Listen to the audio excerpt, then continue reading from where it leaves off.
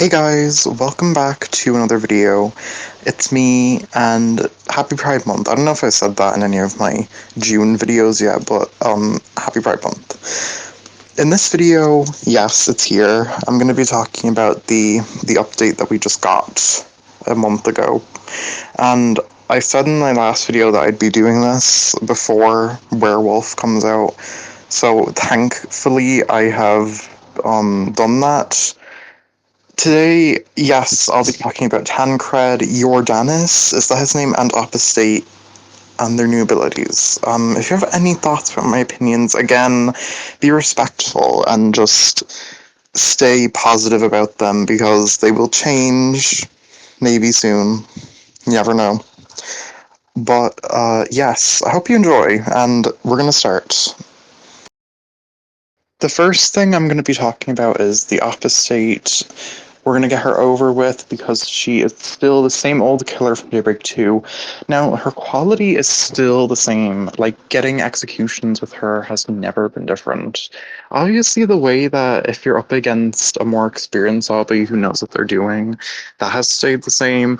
And she honestly is not all that. Half of the time, you are just chasing these loopers and trying to get every last bit of utility out of your active until you finally catch them. And sometimes, like half the time, it's not even by execution, by the way. It's literally you have downed them before and now you're killing them. And boom, you're gen rushed. Because if you chase your loopers, you're gonna get gen rushed, probably. Now you could gen lock, okay, but have we seriously got another killer who, if she cannot use her own kit, has to resort to gen locking? I find that a bit crazy. She's in a bit of a weird place, and I hope she gets at least a small buff to give her a little more, because I don't find her to be that good. I think I might have a skill issue. I don't know. Next is Tancrede. I always knew his ability would have something to do with the flask because of the notes before saying something about hitting each other with a flask or something. I don't know. But his ability is fine. I think it's just another, like, Nathan ability, a protection ability. I'm not saying it's bad that way. I'm just saying, like, it's only ever used for yourself. You never really get time to use it for other people. And if it does get used for other people, it's very situational. And you'd have to get very lucky because the thing is very small. Its hitbox is bad. Sometimes just to be really tough, you could always heal to 50, start walking away from the down body, and then throw your flask at them, they'll get revived immediately. I think it's pretty tough. Okay. You don't care what I think? Okay. But that is how I think about Tancrede. He has good chase stats, but his ability is just okay. He has an okay looper ability. I mean, Jordanis is not what I was expecting. I thought he was going to get a different ability, but his construction ability isn't that bad. I don't know why we're adding 2 survivors. Honestly, we're going to get 2 more the next update. Isn't that great? It's going to go up to 80 survivors, and that is even more than we've had in Daybreak 2. I don't know. I hope that, like, I love how all the killers are just able to do a lot of things to get survivors to die and stuff like that. But we can't be adding all these survivors. Like, can we get, like, 2 killers in one update or something? I don't know. Please. Because all these survivors, it's getting a bit hectic, I'm not gonna lie. Back to Jordanis though, his ability is really good. You can just put walls against doors and stuff like that, and the killer wastes time kicking it down. I don't feel like it's that bad.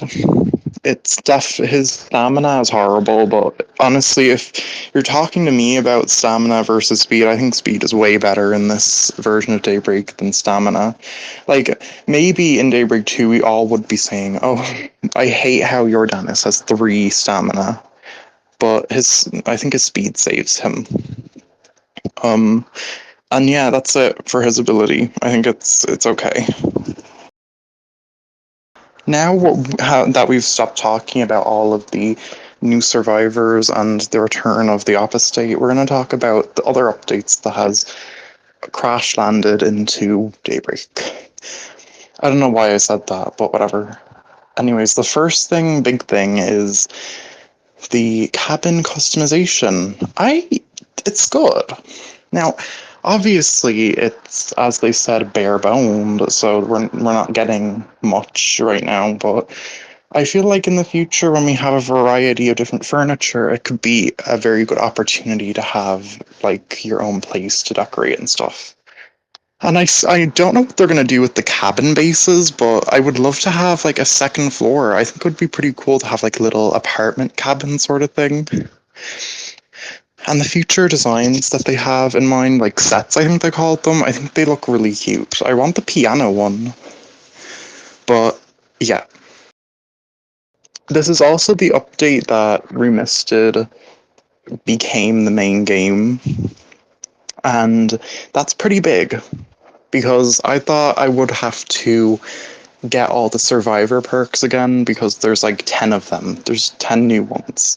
So I did not. I was, if my data was wiped, I would have to arise and Jun again.